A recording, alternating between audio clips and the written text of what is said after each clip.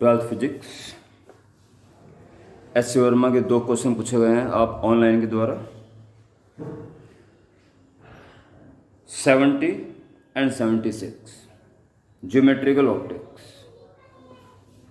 Twelfth में आप optics पढ़ते हैं, परंतु एस वर्मा में वो वॉल्यूम 1 में, सारे बच्चे जान लें इस बात को, ऑप्टिक्स जो सीबीएसई ट्वेल्थ में है, आईएससी में भी ट्वेल्थ में ही है, परंतु एस वर्मा की बुक में वो वॉल्यूम 1 में है, लास्ट चैप्टर्स में।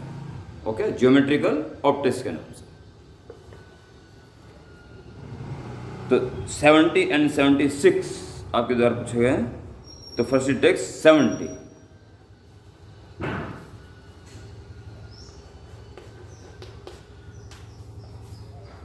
A 5 mm high pin is placed at distance 15 cm from a convex lens of focal length this.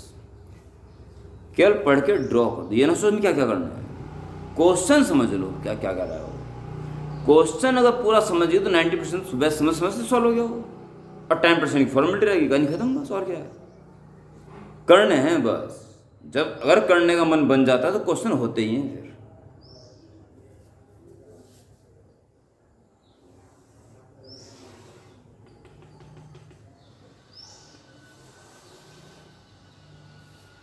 5 mm pin, high pin 15 centimetre दूर रखा हुआ है, कॉन्वेक्स लेंस, फोकल लेंथ है 10 सेंटीमीटर, ऐसे 15 सेंटीमीटर दूर, फोकस 10 से आगे है 15, फोकस से पीछे ही है, तो इसकी इमेज इस तरह बनेगी आराम से, फोकस को पार करते बनती है फिर इस तरफ वर्चुअल, फिलहाल तो रियल बनेगी। तो यह है आपके पास 5 मिलीमीटर एंड डिस्टेंस 15 सेंटीमीटर।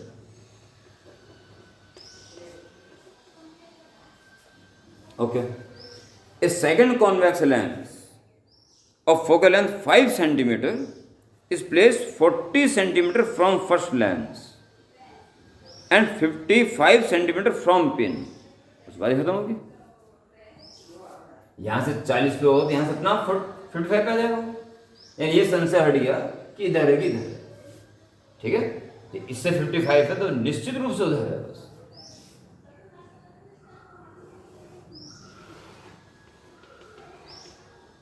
इसकी फोकल लेंथ है, अच्छा ये है 40 centimetre,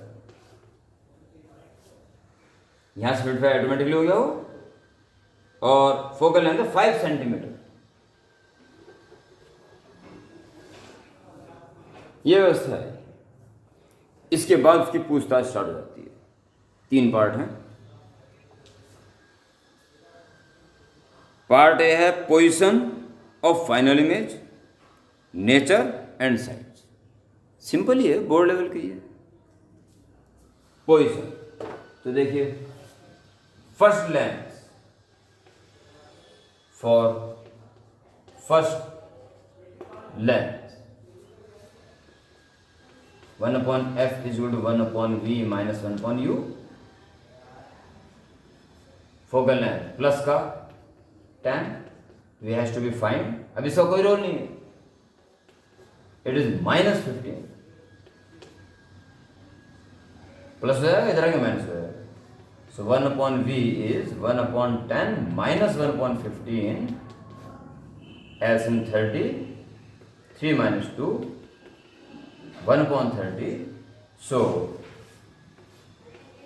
v is 1/v, 1/30, v is 30 centimetre, और यह 40 4 से कर दो, ये यहाँ, और इमेज का साइज यही देख लो, ये 15 सेंटीमीटर, वो 30 सेंटीमीटर है। इमेज की डिस्टेंस इससे जस्ट डबल है ना, तो साइज भी इससे जस्ट डबल होगा, 10 mm। ओके, डेढ़ कर सकते हैं।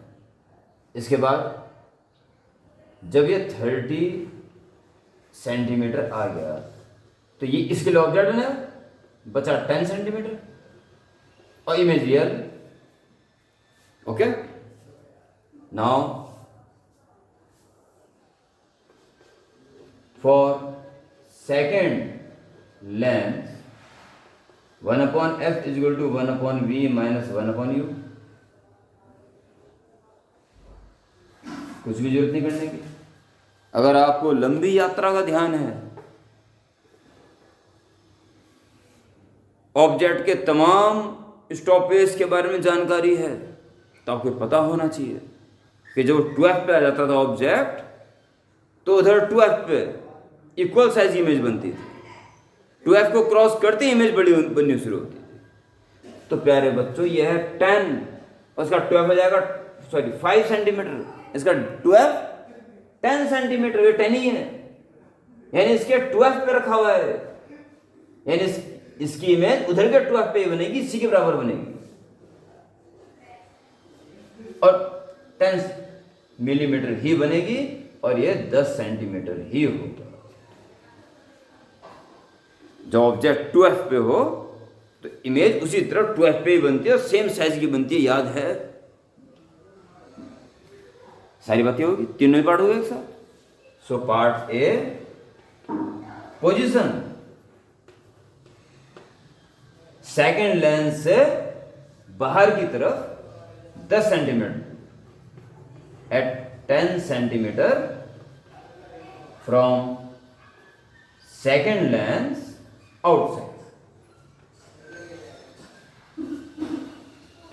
पार्ट भी रियल की रियल बनी और अभी रियल बनेगी. वर्चुअल जब बनती है जिसके फोकस को क्रॉस करती, तो real. Part A, position of final image लिख दी, it's nature. Part B,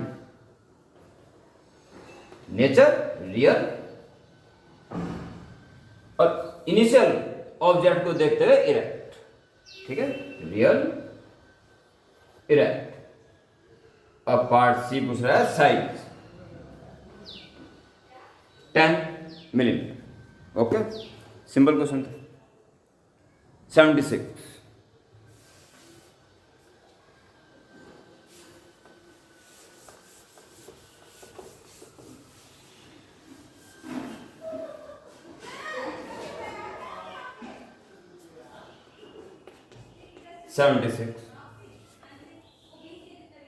A gun of mass m fire a bullet of mass m with a horizontal speed v.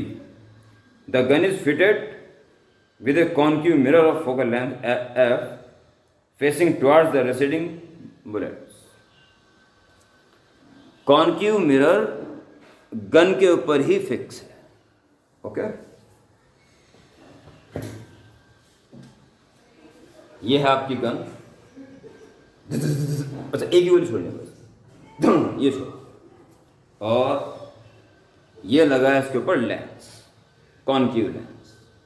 Okay, जैसे ही यहां से गोली छूटेगी तो कॉन्क्यू लेंस का क्या रोल है पढ़ के पता चलेगा. बस सिचुएशन देखिए क्या है. ओके, गोली छूटेगी वहां से, इधर कॉन्क्यू लेंस इसके साथ ही लगा हुआ है. जहां तक अभी पढ़ा नहीं है, ऐसा लग रहा है मोमेंटम वाला केस है.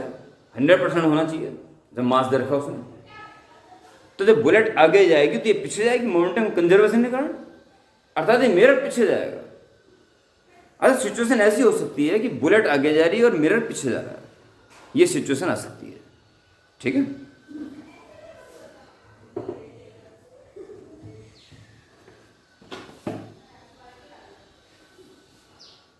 the gun is fitted with a concave mirror focal length f towards bullet. Find the speed of separation of bullet and the image just after the gun was fired. Just was the gun fired.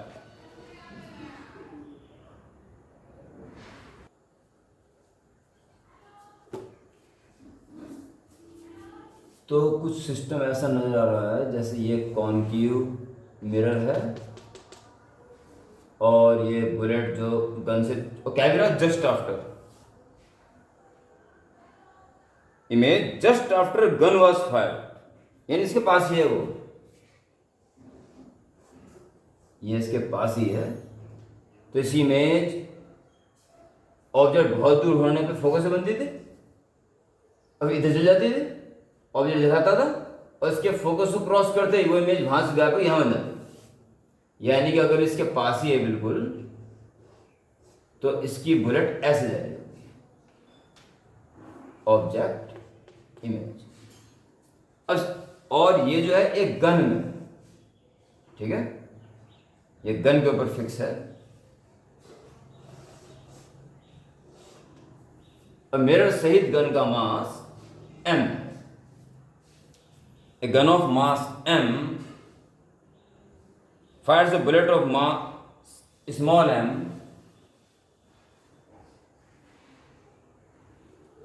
with a horizontal speed v।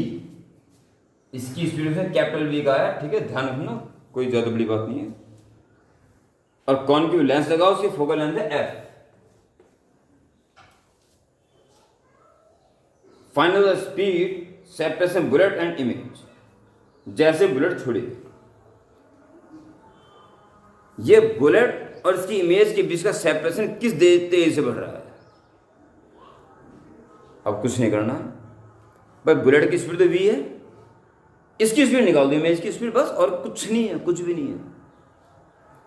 अगर इसकी image निकलनी bullet की तो दोनों जोड़ दो भाई, separation को बढ़ाने में दोनों का ही कंट्रीब्यूशन है, दोनों स्पीड ऐड हो जाएगी, इस स्पीड से ये गैप बढ़ रहा है।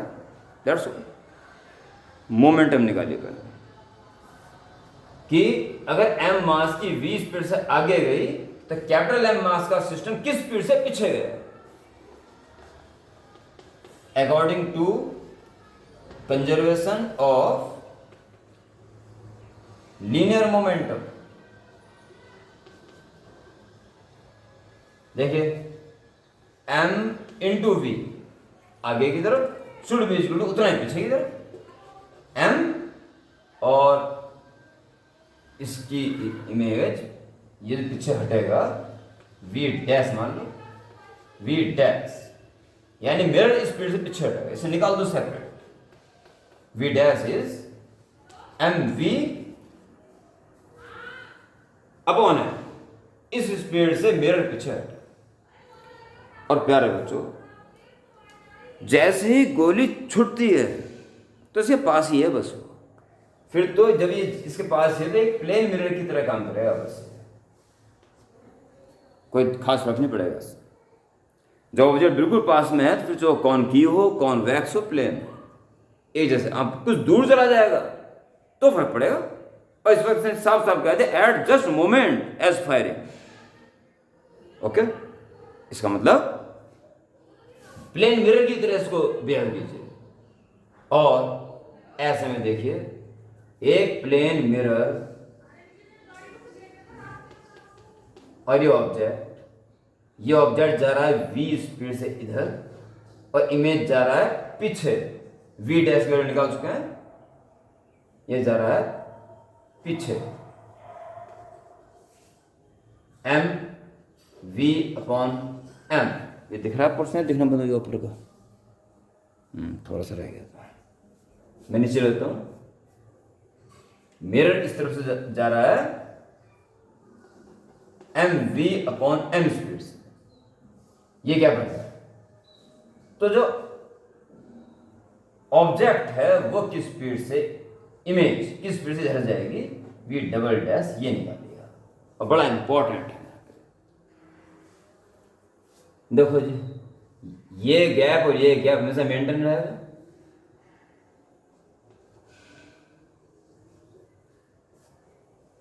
प्लेन मिरर फॉर्मूला के अकॉर्डिंग। और क्या है कि ये देखिए गैप किस रेट से बढ़ रहा है, उसी रेट से इसको बढ़ना पड़ेगा, क्योंकि ये गैप हमेशा मेंटेन रहेगा ड्यूरिंग मोशन आल्सो। तो इसके लिए आप लगाइए कि ये ले लीजिए पहले, ये इधर जा रहा है वी डबल डैश, जो भी निकालना है, और ये भी इधर ही आ रहा है, यानी इसको गैप को भरने में ये मदद कर रहा है और ये विरोध कर रहा है उसका, minus m we upon m. ये बचा रिजल्टेंट स्पीड जिससे ये बढ़ रहा है, वो इसकी होनी चाहिए, शुड बी इक्वल टू, इसमें दोनों कॉन्ट्रीब्यूशन बढ़ा देना, इसमें ऐड हो जाएंगे v plus M we upon M. So तुरंत v डबल डैश निकालने में देर ना करें, v plus M we upon m plus हो जाएगा twice of m we upon m. इस स्पीड से बुलेट की इमेज जा रही है और इस स्पीड से वो जा रही है। अब बताइए किस स्पीड सेपरेशन हो, speed for separation, speed of separation is equal to, इस दूरी को बढ़ाने में दोनों का योगदान है ना, v प्लस जो ये निकला v double dash, v plus 2 M we upon m. इससे गोली जा रही है उधर और इससे इसकी इमेज जा रही है, दोनों को जोड़ देंगे, 23 से बढ़ाना क्या है, स्वेडिंग is 2v plus 2 M we upon M, और 2v कॉमन ले सकते हो,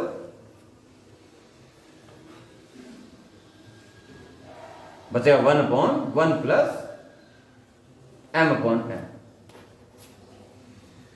ओके।